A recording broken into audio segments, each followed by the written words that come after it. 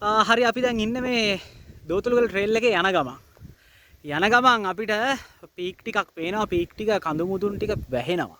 හරි. අපි පොඩ්ඩක් සූම් කරලා ගන්න බලමු.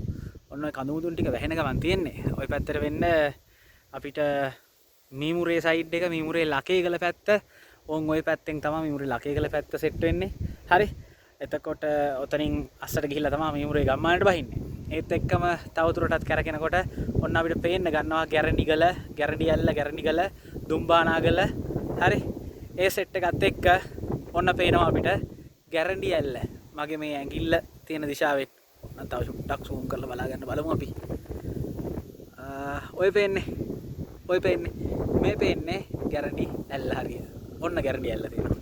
හරි. එතනින් එහාට යනකොට අපිට නකල්සල නැගිටින දයෝමනේ සෙට් වෙන්නේ. කවුරුත් දන්න කෙල්පත් දෝරුවේගල ඒ වගේම යහන්ගල කඳු මුදුන් ටික අපිට පේනවා මයංගනේ දිශාවට උදුදුම්බරින් පල්ලෙහාට.